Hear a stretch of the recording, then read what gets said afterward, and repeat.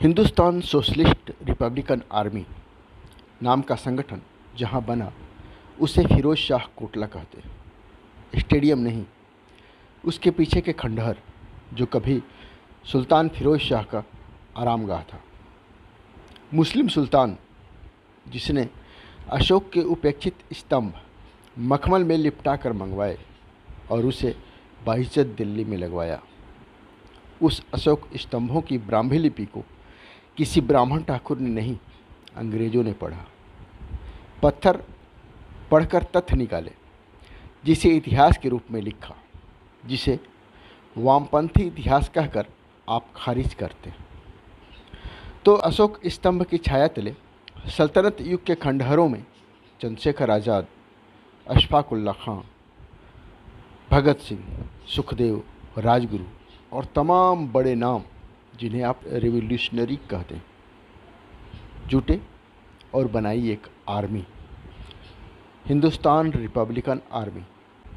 भगत ने टोका, सोशलिस्ट शब्द जुड़वाया, HSRA यानी हिंदुस्तान सोशलिस्ट रिपब्लिकन आर्मी का जन्म हुआ। यह सोशलिस्ट आर्मी क्रांति से ब्रिटिश साम्राज्यवाद के नाश के स्वप्न देखती। तो भगत सिंह और उनके दो साथी जब सेंट्रल असेंबली में बम फेंकते हैं तो नारे लगाते हैं, इनकलाब जिंदाबाद, साम्राज्यवाद का नाश हो। नोट करें, वे भारत माता की जय या जय श्री राम के नारे नहीं लगाते।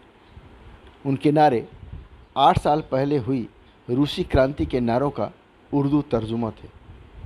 इनकलाब यानी क्रांति, तो इनकलाब जिंदाबाद यानी long live revolution. Russian Bolsheviks यही नारा लगाते थे और कहते थे, डाउन विद इंपीरियलिज्म यानी साम्राज्यवाद का नाश हो।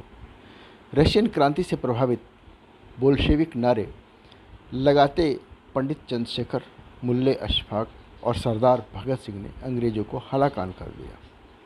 और वो सरदार तो जब फांसी के लिए जाने लगा तो आखिरी पल तक लेनिन की जीवनी का एक और पन्ना पढ़ जाने को लालायित था। दुनिया में दक्षिण पंथ का कोई आइडियोलॉजिकल इतिहास नहीं है। जब आम जनता, शोषित मजदूर और किसान के हितों में वाम पंथ खड़ा हुआ, सत्ता को चुनौती दी, तो जिनके पास सत्ता और ताकत थी वे प्रतिक्रिया में जान, धंधा, पैसा, प्रभुत्व बचाने के लिए एकजुट हुए। पुराना राज, पुराना सिस्टम कायम रखने की कोशिश में लगे ये लोग दक्षिणपंथी कहलाए। वे राजा या तानाशाह के समर्थन में खड़े होकर उसे ही देश बताने लगे। यही दक्षिण पंथ है। आप तय कीजिए, वामपंथ या दक्षिण पंथ।